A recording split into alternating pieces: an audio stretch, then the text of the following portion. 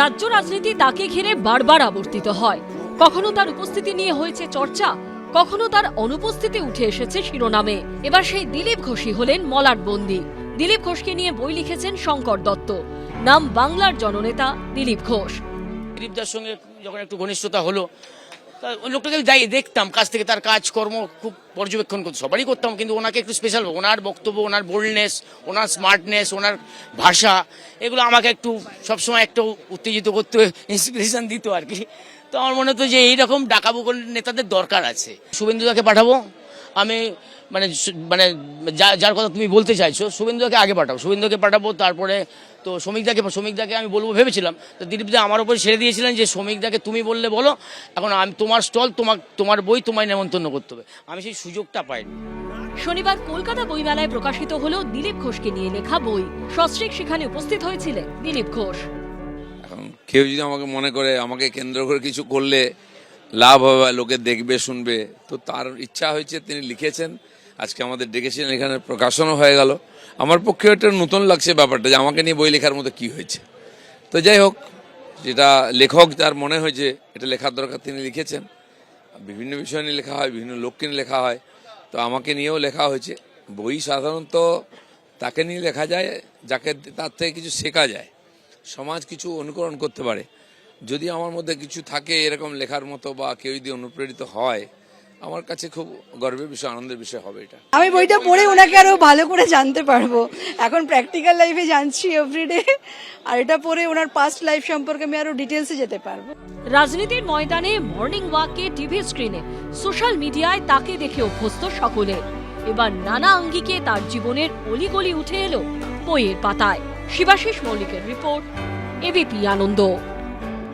2026 का साल टीएमसी को टाटा बाय बाय कहने का साल है, टाटा बाय बाय कहने। ভোটমুখী পশ্চিমবঙ্গে একদিনে জোড়া সভা। দক্ষিণবঙ্গের পর উত্তরবঙ্গ, শিলিগুড়ির কর্মী সভা থেকে সোনার বাংলা গড়ার ডাক দিলেন অমিত শাহ। सोनार बांग्ला का निर्माण होने वाला है। पिछला बार भी कहे थे कि 200 पार होंगे। ব্যারাকপুর ও শিলিগুড়ির কর্মী সভা থেকে তৃণমূলকে হারানোর ডাক দিলেন অমিত শাহ। গত বছর থেকে এখনো পর্যন্ত 7 বার পশ্চিমবঙ্গে এসেছেন প্রধানমন্ত্রী।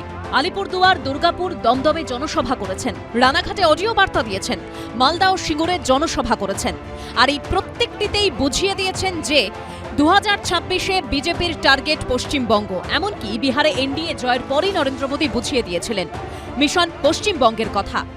गंगा जी यहाँ बिहार से बहते हुए ही बंगाल तक पहुंचती है। अब भाजपा आपके साथ मिलकर पश्चिम बंगाल से भी जंगल राज को उखाड़ फेंकेगी। দিল্লিতে বিজেপির নতুন সর্বভারতীয় সভাপতির শপথ গ্রহণ অনুষ্ঠানেও নরেন্দ্র মোদীর মুখে শোনা গেছিল পশ্চিমবঙ্গের কথা। আর এবার নতুন বছরে প্রথম পশ্চিমবঙ্গ সফরে এসে পরিসংখ্যান তুলে ধরে অমিত শাহ বুঝিয়ে দিলেন টার্গেট পশ্চিমবঙ্গ। এবার ব্যারাকপুরে কর্মী সম্মেলনে যোগ দিয়ে অমিত শাহ দাবি করলেন, এবছর বিধানসভা ভোটে বিজেপি যে ভোট পেতে চলেছে তা রাজ্যের ভোটের 50% বেশি। 2014 में हमें सिर्फ 2 सीट मिली थी, 2019 में 41% वोट और 18 सीटें मिली। 2024 में 39% वोट मिला है और 2021 की विधानसभा में 38% वोट और 77 सीटें लेकर शुभेंदु अधिकारी हमारे विपक्ष के नेता बने हुए, विपक्ष के नेता। ममता दीदी, अब हमें तो 38% से 45% का जंप लगाना है। आप एक बार देखना, भारतीय जनता पार्टी का वोट शेयर 50% से ज्यादा होने वाला है और प्रचंड बहुमत से हमारी सरकार बनने वाली है। শিলিগুড়ির সভা থেকে উত্তরবঙ্গের 28টি আসনে জেতার বার্তা দিলেন অমিত শাহ। और हमारे नेता नरेंद्र मोदी जी के दिल में सुकून नहीं है। इनके चेहरे पर तो मुस्कान उस दिन आएगी जिस दिन बंगाल में भारतीय जनता पार्टी की सरकार बने। यहां 28 सीटें हैं।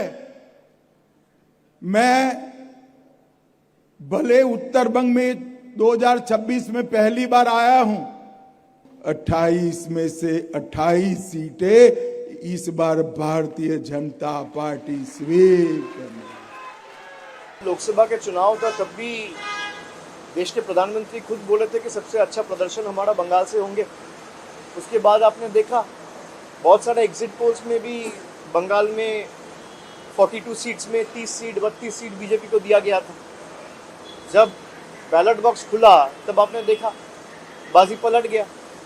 तो वो प्रेडिक्शन करेंगे, ये केडर को मोटिवेट करने के लिए एक उनका तरीका है, एक प्रयास है, वो करे, उसमें कोई दिक्कत नहीं है। लेकिन मैंने जो बोला है कि आप कुछ भी कर लो, बंगाल में तृणमूल को आप वीक नहीं कर पाओगे। ফেব্রুয়ারিতে ফের অমিত শাহ পশ্চিমবঙ্গে আসবেন বলে বিজেপি সূত্রে খবর।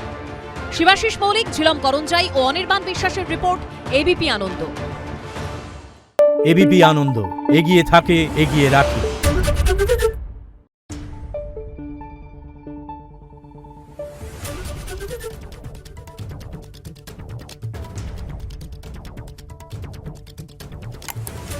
Thank you.